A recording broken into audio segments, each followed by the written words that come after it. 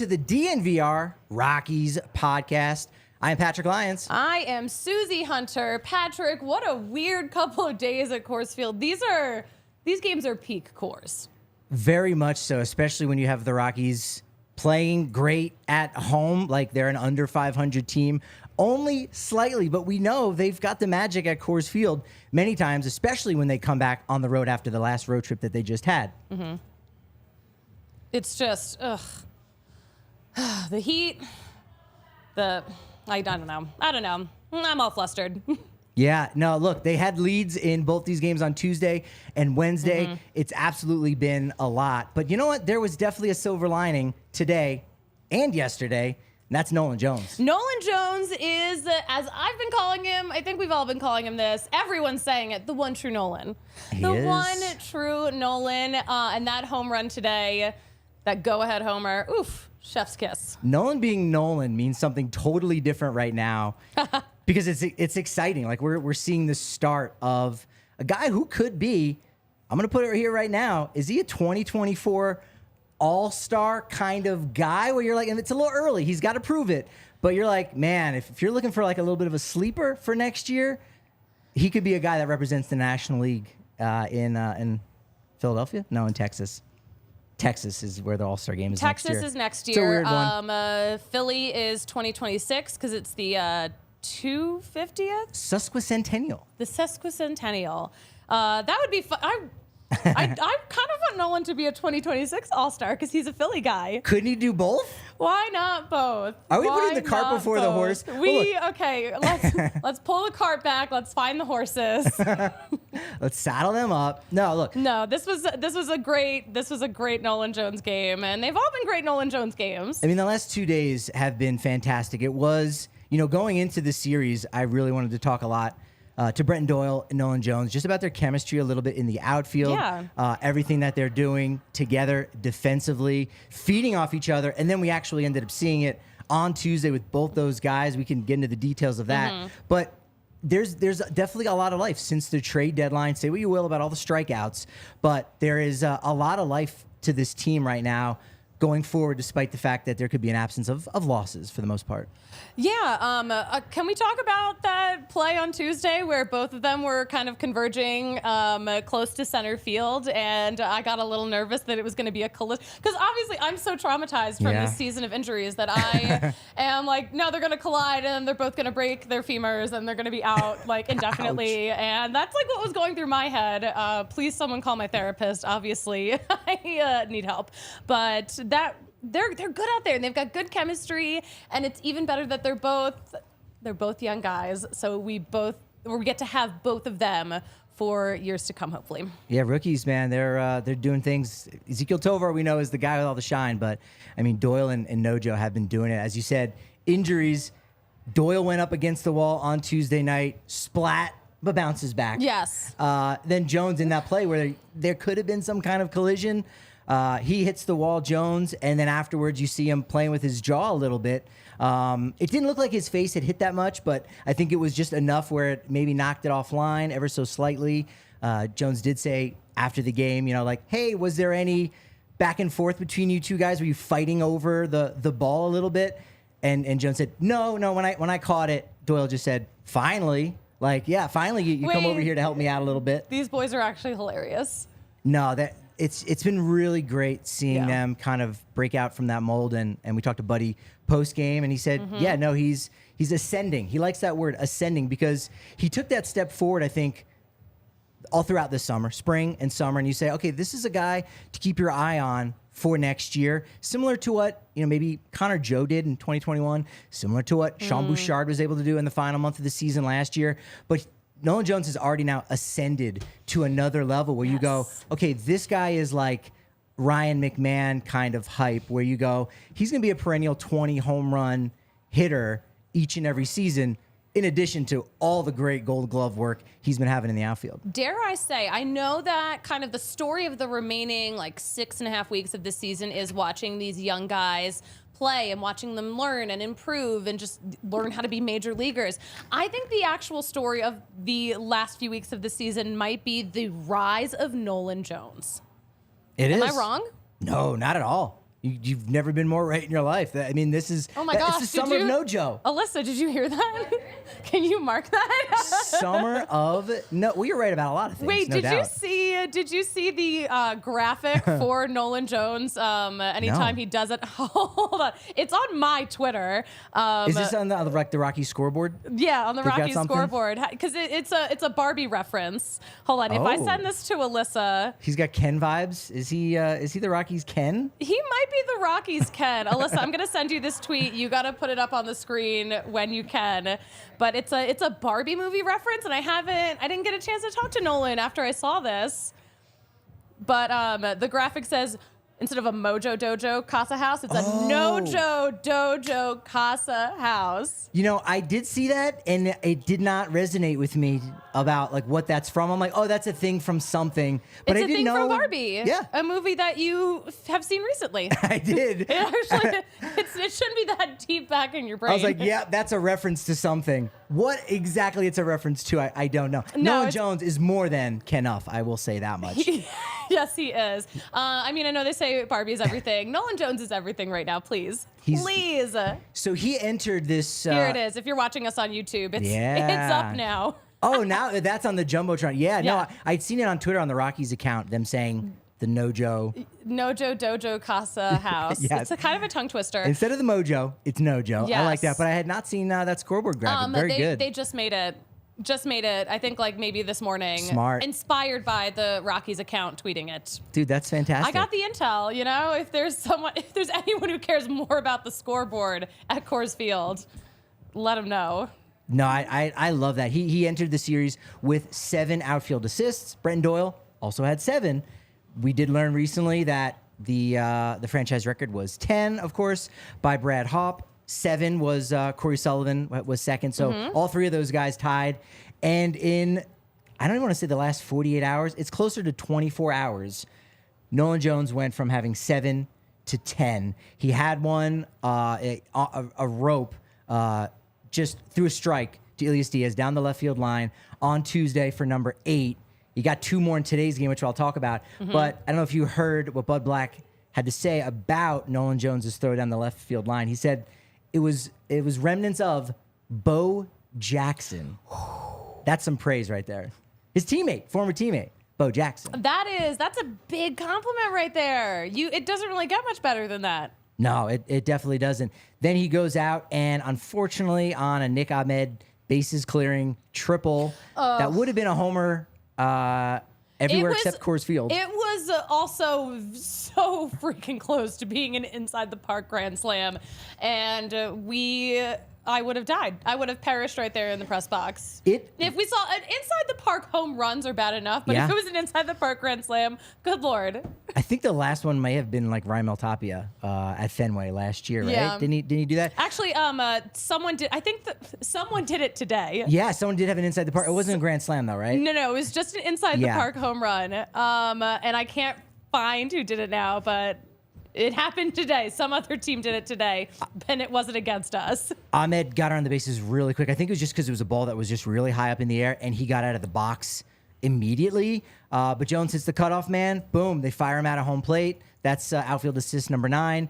And then an inning later, Jose Herrera, trying to stretch a single into a double, fires him out at second base. Just like that. 3 in 2 days. It's the second time this season he's actually done it. 2 games when you were in Washington.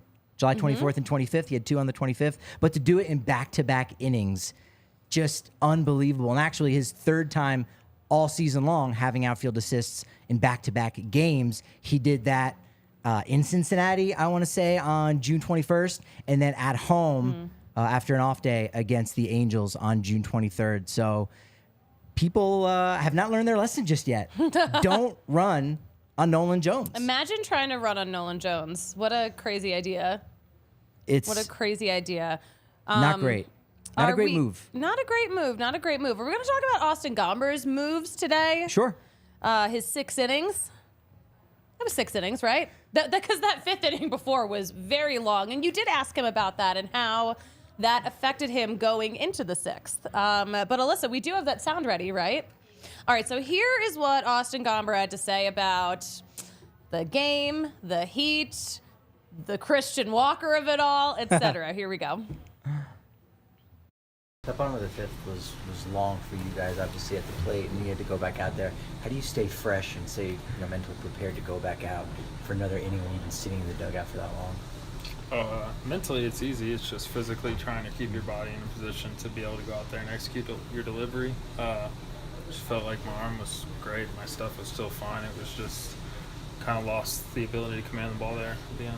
We saw it all series. What are some of the challenges of facing a hitter like Christian Walker, especially when he's really locked in like he is at this point? Well, I mean, he's got a lot of pop. We've seen him a lot over the years. He's done damage against us. So, you just got to be ahead of him. I feel like, me personally, I was behind him all day. And it makes for a much easier job for him. But, you tip your cap. He's a good player. So we'll just move on. Did you feel the heat at all today? It's one of the hottest days of the year. No, Didn't not affect really. you? Yeah, not really. I feel like we were moving pretty quickly there. Just kind of got out of the delivery there at the end and lost the ability to command the ball. Breckenridge Bourbon, official bourbon of the Denver Broncos, widely known for their blended bourbon whiskey, a high rye mash American style whiskey.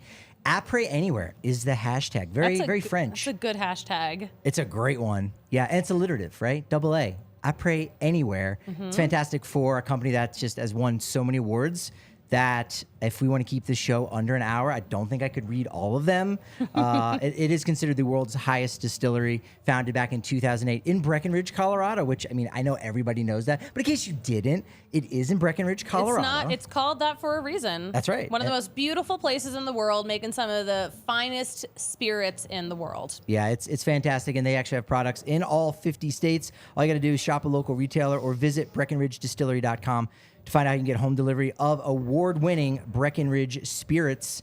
Bantamweight battle for the belt is going down this Saturday. UFC 292, Aljamain Sterling and Sean O'Malley will fight this Saturday. Get your bets in on DraftKings Sportsbook, the official sports betting partner of UFC. New customers can bet just $5 to get $150 in bonus bets instantly. Will the current champ keep his crown? Or will challenger Sean O'Malley hand Sterling his first loss since 2017? Well, Patrick, that's actually my DraftKings pick of the week. Hit it. Yeah, that UFC 292, we are taking the underdog. We're taking Sugar Sean O'Malley at this plus 200 odds. Listen, everyone, or not everyone, but experts do say he's one of the best strikers in UFC. So we know that. I checked in with at Big Drive Spence. He approves. But the action starts at 6 p.m. Mountain Time on Saturday. Prelims start at 4, and we'll have that on at the bar. I back that pickup. Sean O'Malley is exciting. Imagine his hair is also going to be exciting. His hair's crazy. That in and of itself for him. Is worth getting the pay-per-view. You don't have to worry about that because we'll have it here, of course, as always. Download the DraftKings Sportsbook app now and use code DNVR. New customers can bet just $5 on UFC 292 to get $150 in bonus bets instantly. That's this Saturday only on DraftKings Sportsbook with code DNVR. Gambling problem? Call 1-800-GAMBLER. In New York, call 877-8-HOPE-NY or text HOPE-NY. In West Virginia, visit www.1800gambler.net in partnership with Hollywood Casino in Charlestown Races. All games regulated by West Virginia Lottery. Please play responsibly. In Connecticut, help is available for problem gambling. Call 888-789-7777 or visit ccpg.org. On behalf of Boot Hill Casino and Resort in Kansas, 21 or older in most eligible states, but age varies by jurisdiction. See DraftKings.com/sportsbook for details and state-specific responsible gambling resources. Bonus bets expire 7 days after issuance. Eligibility and deposit restrictions apply. Terms at sportsbook.draftkings.com/MMA terms. We have an update. Will Carpenter popped in to tell us who hit the inside the park home run. It was Luke Raley in San Francisco for the Rays off the weird wall. The weird wall. Everyone knows the weird wall. Thank you, Will. I just could not remember. I was like, I know I saw it on Twitter. Yeah, that's a stadium that it doesn't produce as many triples as Coors Field does, but man, if you hit one there, it's definitely going to ding around just a little bit. Yeah, so Gomber, loses it there in the sixth. Really wanted to get the quality start. He was sitting in that dugout in the bottom of the fifth inning. Rockies had scored a lot of runs, got back into that game. He just couldn't find it, unfortunately. Kinley officially does blow it after Nolan Jones hits that go-ahead home run. He almost hit a home run on Tuesday night. It was 29 out of 30. It was just like a low line drive that hit like the top of the wall. He said he didn't think he got all of it because it was a little bit further outside If that's his him not wheelhouse. getting all of it, that was pretty damn good. Ryan McMahon has 3 hits. He hit his 20th home run of the season. His career high is 24. This is actually his 4th season with 20 or more home runs. You could say 4 consecutive seasons, ... in 162 game seasons. Right. We're not going to count 2020 necessarily. I hate that we have to qualify all these We do. with in 162 game seasons just because of the freaking pandemic. Yeah, what a mess. He actually tied for 10th all time for most 20 homer seasons. Ties with Charlie Blackmon and Brad Hawpe. Now, Charlie had a couple 30 home run seasons in there, but still, Yeah. if you just count 20 or more homers, he's 10th all time. I figured he's got at least 2 more in him. That would give him 6, and then he would only be trailing Dante Bichette with 7 and Todd Helton with 8. So, I mean, Ryan McMahon, he's on pace to have that kind of cargo type career. Hopefully going to get an all-star game under his belt. Maybe Gold Glove Award this year. The metrics are liking him, I think, a lot more than Nolan Arenado. So there's some possibility of that. That would be so freaking nice. That'd be great. That would be another opportunity for us to say we won the trade. Absolutely. That's a good one. Christian Walker, we've learned, is a Rocky killer. I guess that's probably why we should call him Ivan Drago. Oh, I get it. He's a because of Rocky. Rocky killer. Rocky, got it. Ivan Drago, a.k.a. Got it. Christian Walker. 4 home runs You're not allowed to talk about Philly on the show. in 3. That's true. The fans get mad. They get mad. I think I was in my 20s before I realized that movie took place in Philadelphia. I don't know. I always thought it was like a New York thing because he's Italian and he's a stallion. Yeah, That's Philly where- has so many Italians. But New York has more stallions. So therefore... Yeah, we got to talk about Christian Walker, though. Yeah, 4 quickly. home runs this series. 2 of them came today. Yeah. I'm sitting there looking like, why would anyone at Coors Field ever pitch to Christian Walker after, and plus, like, this isn't new information. He should just be intentionally walked every freaking time he steps up to the plate. It's crazy that he's not. Walker is literally in his name. Just walk him. So I will say, even though Daniel Bard loaded the bases on walks, I'm not mad that he walked Christian Walker. Yeah, that actually worked out in his favor. Bard still struggling a little bit to get his command, not able to finish his inning. But yeah, he walks Walker, and you go, hey, that works out. No one has a problem with that one. I'm like, finally, someone listened to me. I'm just dying over here. No one listens to me anymore, and I have such good ideas. Christian Walker, 22 home runs against the Rockies now. It's disgusting. 5th most amongst active players. He's got a way to go to get Bonds' 47. In fact, no one will match that number ever. Top 5 all time: Bonds, Matt Kemp, Sammy Sosa, Reggie Sanders, and Eric Karros. And his son is now in the system. So maybe he brings some good mojo Maybe. to the minor league dojos all around the United States. Could be, but most active players are players with the most home runs amongst active players against the Rockies. Brandon Crawford, 28, tied with Paul Goldschmidt, 28. Will Myers, 27. He's still active, folks. I think. I don't know if he's with the team right now, to be honest. I know he got cut by the Reds, and I don't know where he landed. Yeah, let's See if look you it can up dig real that one fast. up. Brandon Belt, 23, as well as Max Muncy. So Walker right there now with 22. Entered the series with 18. 4 at Coors Field. Just absolutely unstoppable. Where Walker goes, the Diamondbacks will follow. Exactly. I don't think he's playing anywhere. I can't find it. Yeah, he might not have I don't think signed anywhere. I don't think he's signed anywhere. I think he's just chilling. I'll have to give that a look here in a second. Ty Block, another really good start for him. You'd have liked for him to have gotten the victory, but... I know. But Ty Block's had some really good starts lately. I mean, I love that for us, but I love that for him.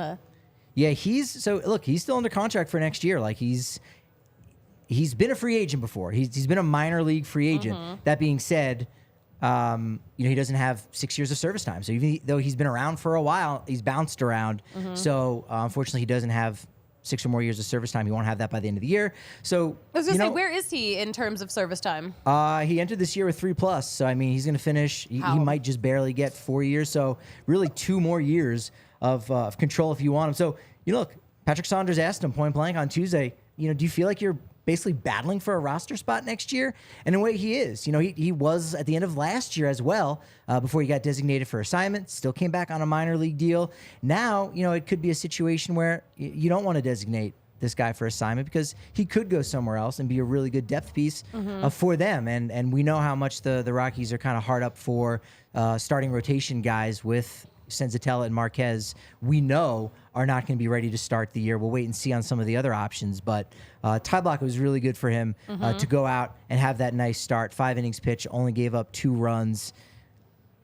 Really positive news for him. The D-back starter, as we talked about on Tuesday's pregame show, was a opener, was a reliever. But then coming after that, technically, he didn't make a start, but he is a starting pitcher. And they'll stretch him out just a little bit. Eventually, he will get a start. But making his debut at Coors Field, Bryce Jarvis. That's right. Got to know that name. Yeah, that name sounds familiar. His dad, Kevin Jarvis, pitched for the Rockies along with a lot of other teams. But Bryce Jarvis made his major league debut at Coors Field, came in the second. They got 3 innings out of him. His dad was there, so I saw Kevin Jarvis. He still looks exactly the same, by the way. But it was so cute.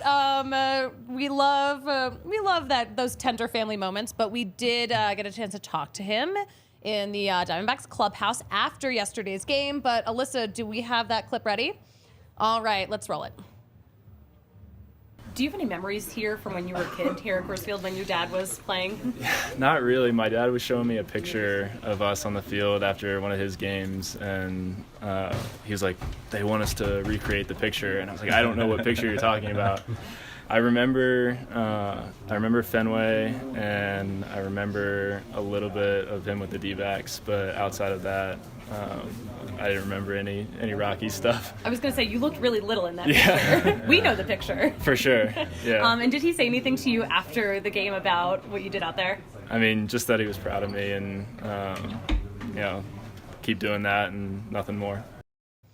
Yeah, I think I just wrote about something about this a week or two ago about fathers and sons, and here we go. We got another one with a Rockies connection, which is super cool. We love a Rockies connection. Yeah, it was super sweet. They did take a picture on the field together, but I don't see how it would be possible to recreate that pose because he was so small, and now they're the same size. Remember, that was a TikTok trend for a minute of people recreating those old photos.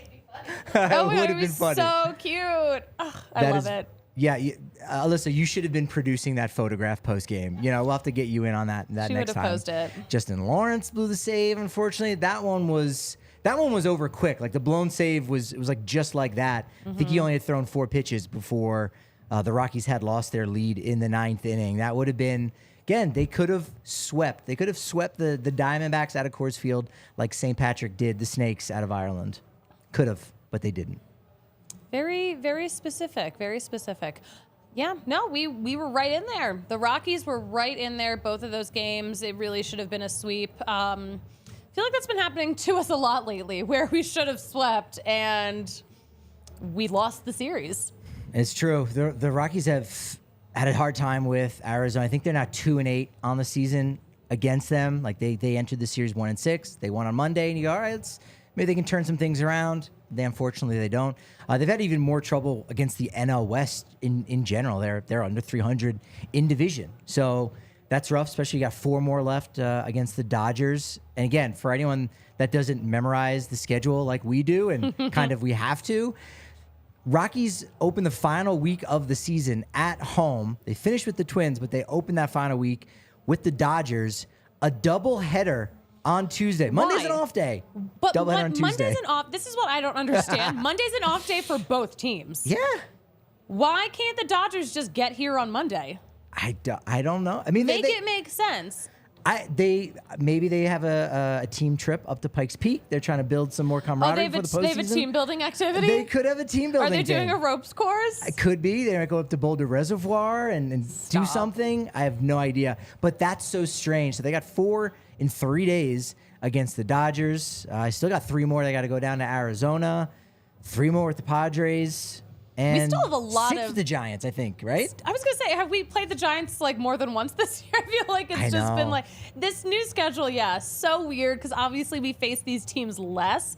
But I feel like we haven't faced them. I feel like we've hardly faced them at all this season. So it's crazy to see that we still have all this in-division play left with so few weeks left in the season. You've got 4 teams in the division that you play 13 times, and yet because of what we're used to your point, it's like it just seems like so much less because it's one less trip to the West Coast, one less trip that those teams are coming here. And so they're going to other places. That's that balanced schedule. That's how that ends up shaking out. I did see in the crowd Ezequiel Tovar and a Nolan Jones jersey over the last 2 days. Those might be the first ones I've seen. I saw a Tovar one some point earlier this season, but that might have been the first Nolan Jones one. I'm kind of surprised. These are great investments. These are incredible investments because these guys are going to be stars. I mean, they already are, but like, whew, they are going to be huge.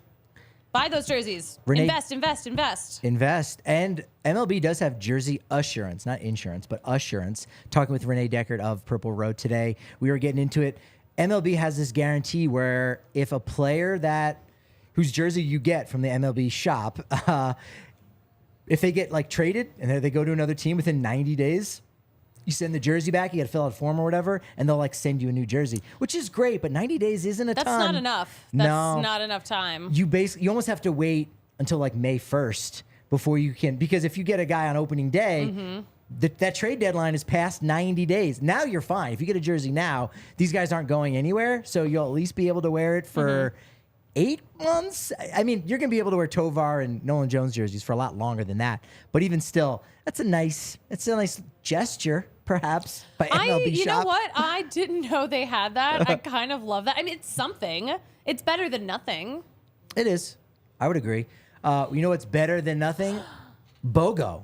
BOGO is better than nothing because you buy one and you get one for nothing from Shady Rays and ShadyRays.com. You use promo code DNVR. You buy a pair, you get a pair for free. So you can either get 2 for the price of 1 there, or you be a nice person, you gift out your pair to somebody else, be a sweetheart. The cool thing is, Shady Rays, the folks over there, they are sweethearts at this independent sunglass company, rated 5 stars by over 200,000 folks. They're such sweethearts that if you lose or break your glasses, so you are, in a way, negligent, in a way, irresponsible. We know accidents happen, but they will back you up. The lost and broken replacement policy is fantastic if life happens to you. If you also happen to not like the glasses you picked out, go ahead, trade them in, full refund within 30 days. So again, go down to the Park Meadows Mall if you need to, try them on, buy 2 more pairs of polarized shades, and you get 50% off those bad boys. Shady Rays. It's still summertime, folks. It's getting hot again. We forgot about that with the cool temperatures and the overcast. You need shades again. Fool's Autumn. That's what it's called. I've never heard that. I like that. Yeah, when you get a little taste of the fall and you're like, ooh, it's cool out now. No, it's not. That's Fool's Autumn. You're a fool. I've never heard that. I love that. That is what it is. That makes total sense. That's a great phrase. Game Time Tickets makes a lot of sense too. Partially because when you use promo code DNVR, your first purchase, you get 20% off right off the rip, right off the top. That's fantastic. Even better than that, you go, well, I already redeemed it. I just did that for a Rockies game, Broncos preseason. We got an awesome tailgate for that. Whatever it may be, if you've already burned through that free $20 that Game Time Tickets is giving you, well, hang out near an arena. Go there, go for some drinks. Loiter. Look, do some loitering, you know what I mean? I don't know what the rules are. If you just, walk a block every 5 minutes, I guess that will work. But seriously, if you're like on the fence about an event, like if it hits the right price, I'm going to go. Game Time Tickets is where it's going to hit the right price. If you wait closer to the start of an event, you can get up to 60% off the face value of those tickets. And it really can't be beaten. So people don't want to lose money if they've got the tickets and you want to get them for a better price. That's why you're going to Game Time Tickets and why you're using promo code DNVR for $20 off that first purchase. Today's the start of the Little League World Series. My team is playing today. Yeah, I saw that. The town you grew up in? Media, Pennsylvania. That was the county seat of Delaware County, so literally like the capital of Delco. What? Did you go to Media Elementary School? Is that what it's called? No, I went to Rose Tree Elementary School because I'm from the Rose Tree neighborhood of Media. And that's a small town, right? I saw like it has like 5,000 population. Yeah, it's small. But to be fair, and we know like being from the East Coast, it's like There's a lot of towns. A lot of towns. Exactly. It's not a small town America. We're 20 minutes outside of Philly. That's very cool that they qualify. Is that probably their first time that they've qualified? It is their first time. And yeah, they're playing right now. I'm super stoked about it. That's awesome. Yeah, Jurickson Profar played in 2 as an 11-year-old, 12-year-old with Williamstead Curacao. His 2 brothers, Jerdrick and Jeremy, also represented that town. And his little league is playing right now in Williamsport. He said he sent some gifts out there. He wouldn't tell me what they were, so I don't know if you don't want to spoil the surprise, but he knows the coach. He actually played with the coach my gosh. when they were young. Why so secretive? He's got something good. Elias Diaz also did the same thing. Send some gifts out there. Maracaibo, Venezuela, his little league, the little league that he goes to train at each and every off season. And Profar, he trains with down there at Williamstead as well in Curacao. They are in the Little League World Series. That's really cool. We talked about it last year. Randall Grichuk to Williamsport Little League World Series when he was a kid as well. It's pretty cool. My favorite thing about the Little League World Series is that it's actually a World Series. The whole damn world is involved, not just us idiots over here in America. It wasn't original. I think in 1947 was their first year, and it was like 12 teams. I think it was like 4 teams just from Williamsport, then like 7 teams from Pennsylvania, and then 1 from New Jersey. How did anyone do anything in the 40s? I How know. did you find out about anything? They didn't. I don't think they called it the Little League World Series properly at that time, so we'll kind of give them a pass in general. Other Rockies who have played in the Little League World Series, Charlie Hayes would have been the first back in 1977, Hattiesburg, Mississippi. Jason Marquis did it. In fact, I believe Charlie Hayes and Jason Marquis are the only 2 players to play in the Little League World Series and in the actual World Series. That's pretty neat. Or at least from the Rockies. From the Rockies, because I think yeah. Jason Varitek did that as well. Or maybe he did something with College World Series. It's spiraling uncontrollably. Dave Veres and David Cortez, also 2 former Rockies who played as kids there. So I love that. Colorado, unfortunately, has never qualified for the Little League World Series. That's a damn shame. That's really weird. And they actually, last year, they created a new region called the Mountain Region. Rockies aren't in it. I don't know why. Who's in the Mountain Region? Montana, Wyoming, Idaho, and Nevada. Utah and Nevada, excuse me. Yeah, but not Colorado. So they only have 4 teams in there. What region is Colorado in? I think that was a trivia question I wanted to ask you. Yes. Are they in the Northwest, Southwest, West, or Mountain Region? I'm going to guess that they're in the Southwest. You would be correct. Which is dumb. That's stupid. Yeah, they should be in the Mountain Region. They should. Yeah, so instead, they have to play against both teams from Texas.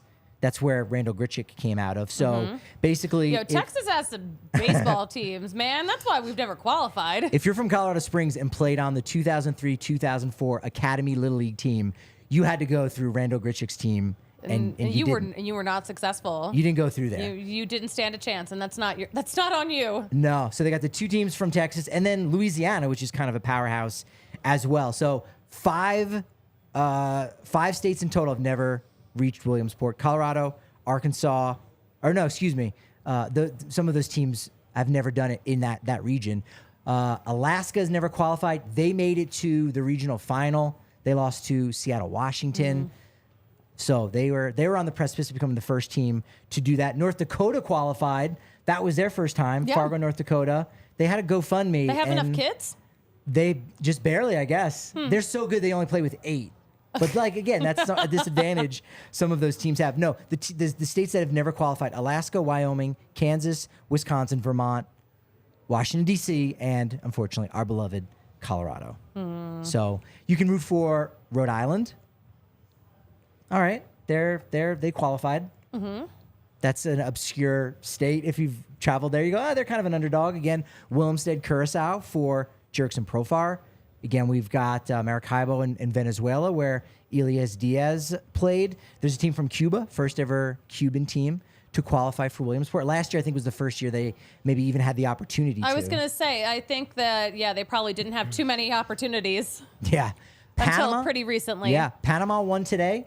I was going to say, I saw Justin Lawrence posting about Team Panama. Yeah. He loves the Team Panama. And there's a team from Czech Republic, too. Their first time they qualified. And so Rob from the Rockies PR team, he went over to Japan to work the PR for Team Czech Republic in the World Baseball Classic. So, hey, that's a Colorado connection just in general. That's so fun. I like that. I'm going to tell everyone that they should root for my hometown team, though.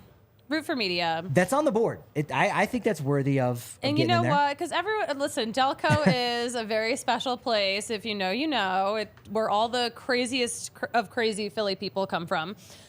But a team from Delco hasn't made a Little League World Series appearance since like the 80s. Wow. So it's been a while since that specific region, but no one goes harder for sports in the Philadelphia area or in the world than Delaware County. Delaware County, man. Ask him next time you see Nolan Jones. You ask him. He knows. Ask him what he thinks of Delco. I'm sure he'll tell you.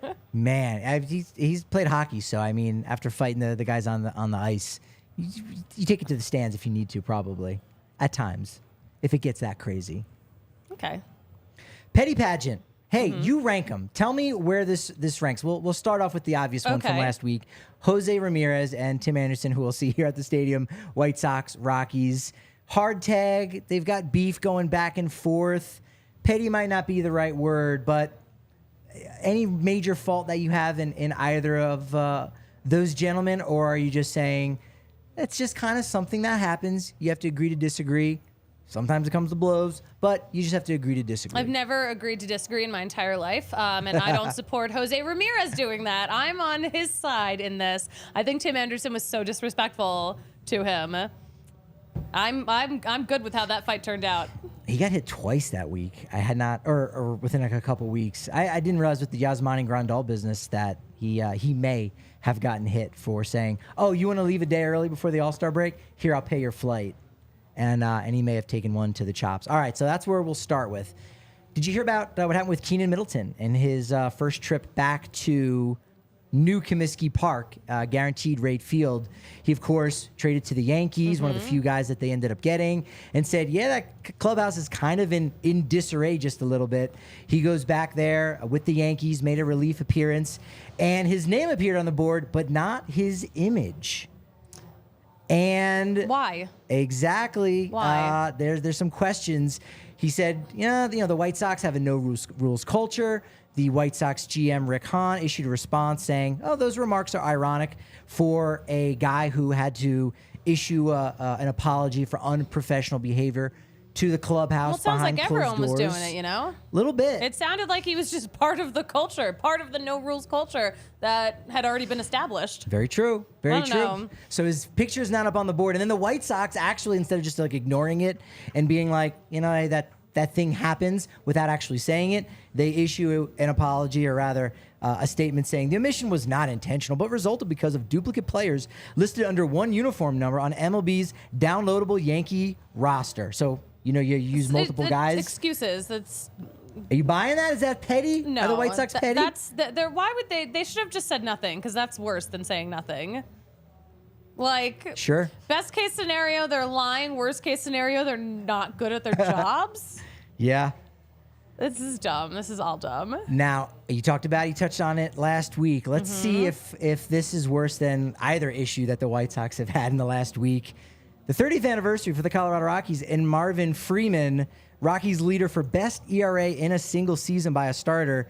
Marvin Freeman claims the Rockies invited him to the 30th anniversary celebration. Of course, he would have to pay for his own flight as well as his own hotel. Petty, where do you rank that one? Here's the thing. I still don't know what the industry standard is, because if you're going to invite back every player who's ever played for you, it's not really possible to buy them all flights and to house them all. Yeah. So I guess it depends on how many other guys the Rockies invited. A guy like him, maybe they should have offered him a little bit more. Maybe they could have just offered him a room at the rally. A rental car? They could have offered him a room at the rally. Yeah. We own a freaking hotel. Those are the two words, industry standard. I don't because know you're right. Yeah. I think there's a good chance that when you're having these kind of things, you might not be able to extend, the full package for everybody. Or, hey, if we say you're gonna have a flight and a room, hey, I can't fly by myself. I need my significant other. And you go, yeah, that's true. So you know what? We're not going to really offer it for anybody except like the Blake Street Bombers or whatever it may be. So I think you're right. I think, yeah, it raises some eyebrows, but is that a common practice? I honestly think it probably is by a lot of teams. Yeah, I now of course all of this drama we have to like ask all of the old timers coming back like, so how are you compensated? Where are you staying? Who flew you out? Did you fly on Southwest? Tell me everything. Did you get some free swag? How does that go? And then it's still kind of breaking down just a little bit, but Kevin Brown, Baltimore Orioles situation. Oh boy, I'm like so that takes the annoyed cake, huh? Is that the most pettiest thing? He should have never been suspended. This is also so dumb. Yeah, he just read basically what was on a piece of paper. He put it in his own words. It was on the graphic. The people who did the graphics in the truck, they did not get suspended to our knowledge. The people in the Orioles PR department, they did not get suspended for putting this information on the game notes. But yet, like, it's just facts. He's just talking. He just said something that was true and not even something that was necessarily mean. No, not at all. It's just, they're just facts. And I like a nice little positive spin. Why are the Orioles anti-fact? Ooh, now we're getting It's not a something. good look for them. It's not a good look, and it's not going to be good karma. They need to clean this mess up before they. Yeah. No, and is that going to be a story in the postseason too? Like people will pick that up for those baseball folks, because I don't know how far it got outside the baseball world. That's one of those stories where, yeah, other people are going to notice it in the sporting world, but are people who read like Us Weekly or People Magazine like, hey, Orioles go to the World Series this year. That story could kind of kick up some more dust again, and it comes back to light in the forefront, and you got to relive it, and you go, yeah, that was kind of petty by us. We probably shouldn't have done that. Yeah. I don't know what they're doing. They need to loosen the reins on their broadcasters. Yeah. They need to relax. If they need to loosen up, I recommend they check out Breck Brew and the Palisade Peach Wheat. In fact, I actually recommend the Mountain Beach Sour. I was going to say, it's Mountain Beach Sour season. It is. It's that time. 16 days into August. And Mountain Beach Sour is the beer of the month. Oh, fresh pineapple, thirst-quenching sour, vacation in a can, or if you're at the DNVR bar, party in a pint, as we've now trademarked. Party in a pint. Yeah, that pint's $6 here all month. That's good. All yeah. month. Vibrant flavors of tart lime, pineapple blend with sweet notes of guava. Brings the tropics, taste of the tropics, to the high country. You go to breckbrew.com, find out where you can get it anywhere that you are located. Yeah. Because maybe it's a supermarket, maybe it's a liquor store, maybe you don't live in the Rocky Mountain region. Fear not. Go to breckbrew.com, type in your area code, and you might find out where you can get a taste of the Rockies. You're going to find it. I like that. Pins and Aces is a great place. You can get a good taste in your liquor stick or your beer sleeve. These are things you put in your golf bag to conceal the fact that you're living your best life, for lack of a better term. I would say, if you're doing that with the liquor stick or beer sleeve, you get 15% off with promo code DNVR over at pinsandaces.com. You get free shipping as well on that first order. They got polos, tees. The caps are absolutely fantastic. The pants, very breathable. That's what I've been wearing all summer. Super comfortable. Nothing better than Pins and Aces. Pinsandaces.com. Use that code DNVR for 15% off and free shipping off of that first purchase. Good ass deal. It's a great deal. All right. Are we ready for our next Ooh. segment? We've got Final something segment, cooking maybe. up. Something Matt cooking. cooking up. It's not. We're not cooking anything.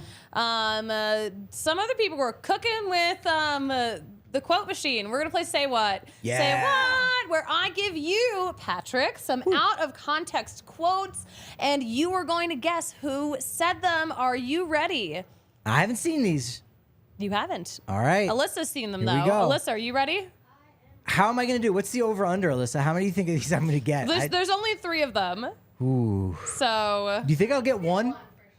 One for sure? Ooh, now there's pressure he on me. better get one. I If you feel like- don't get one, that's embarrassing. I feel like the first couple of times we did these, I did great, and since then, I don't have it. And you're not stacking the deck against me either. You're fair. You're a fair game show host. I'm a fair game just show don't host. have Thank it. you for recognizing that. All right, we're gonna start off with the first one here. Quote: "It's a great combination, range and an arm. He's gifted."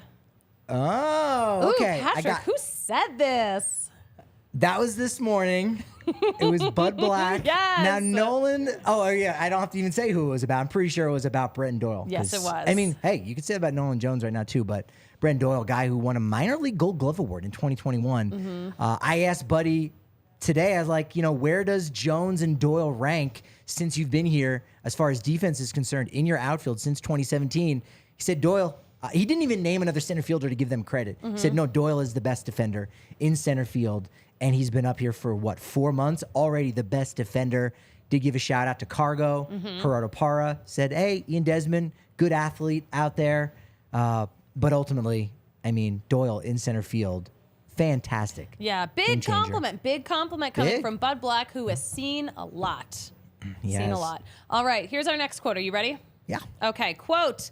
I'm glad he didn't get hurt. That was a little scary. I think the net over there probably saved him a little bit. Patrick, who said that? Whoa. Okay. Yeah, you got to be up to date on weird things that have happened at ballparks. On net stuff. Now, Nolan Jones made a great net catch. I think, was that in Washington? Yeah. Yeah.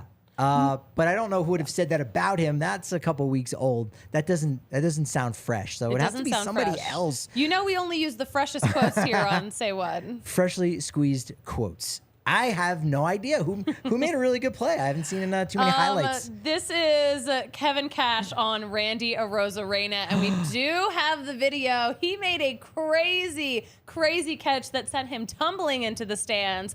Might remind you of maybe something Nolan Arenado has done at Coors Field. But do we have the video of that, Alyssa? She's going to pull it up. Was this in San Francisco? No. Yes. Because I think Tampa's in San Francisco now. We were just talking about them. And you did say Nolan Arenado and talking about a TARP play. That was in San Francisco. So that stands to reason. Yeah, okay. That's right. Yeah. So basically, okay, do we need to be watching San Francisco in terms of it being an OSHA hazard? Maybe. Yeah. All right. So if you're watching this on YouTube, this is the play. He makes this catch, okay? Just tumbles over into the seats. No net.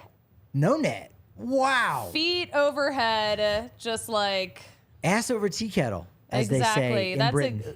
That's exactly what that was. But yeah, he's good. Look at him. He's fine. Like I would be in bed for days if that happened to me. I'm going to say this. He might have been shaken up a tiny bit only because he did not emerge with his hands on his hips. The trademark Randy Arozarena pose. Didn't do that. I guess he didn't come up with the ball either, did he?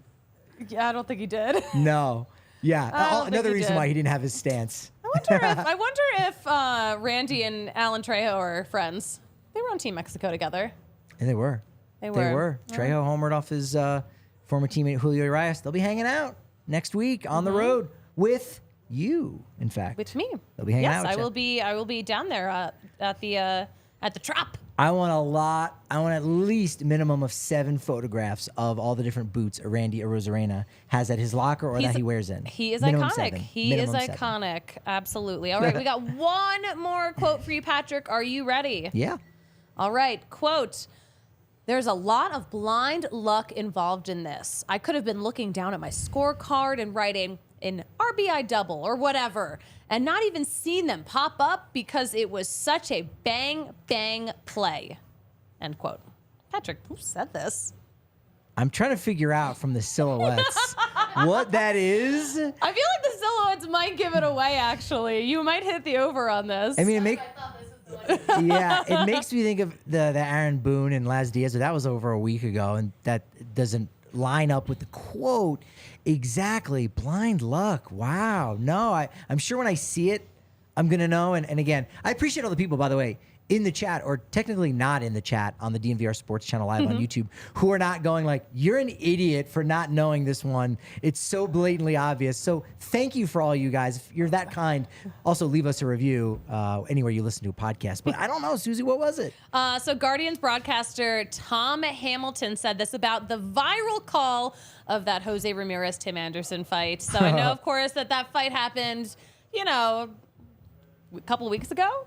It was a while ago. Time means nothing to me Week at this and a half, point. not 2 weeks. Week and a half. It's okay. But, it's a big story. Hey, but- I talked about it too at my game, so it's relevant. Exactly. But Sports Illustrated just did a story, like an oral history of his call of this insane baseball moment, best baseball fight we've seen in decades. Yeah, fun stuff. All right, Patrick, you got 1 of 3, and you didn't get the one that Alyssa thought you would get. You got the one I thought really? you would get. She thought you would get that one because of the. Now I'm confused. I was gonna kind of feel good about myself for being average, and now I don't know if I whiffed on one that I probably should have gotten. Yeah, man, that's a brawl. We will not be. It's not relevant to ask Tim Anderson again in the chat. Like, hey, you're gonna talk to Tim Anderson? Tim Anderson. No, it has nothing to do with Rockies White Sox. Buddy would say that too. Buddy, if you even talk about tomorrow's game or reference anything, hey, we're trying to win today.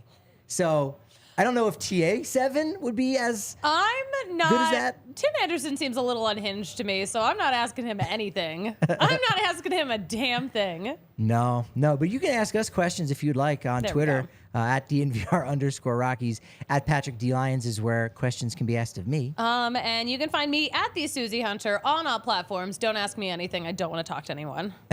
Are you if you said all platforms, does that mean Blue Sky as well? I am on Blue Sky. Yeah. No, I got that invite code. Henceforth, all platforms. All platforms. You say it, you mean it. I love that. And I love the momentum that we have, except there's one flaw with that. It's that your show is only as good as your next show. Good thing, it's going to be a Susie show. Yes, it is. On Friday. Friday, 5 o'clock, we are going to have Christian Saez here with me, and I have a great conversation with Ryan Feltner. Ooh. Freshly Squeezed. upgrading himself on the comeback trail. That was a really mixed metaphor, but it's a great conversation. So I hope you guys tune in on Friday. It's going to be very good. Yeah. Make sure you come back here on the DNVR Sports channel live on YouTube.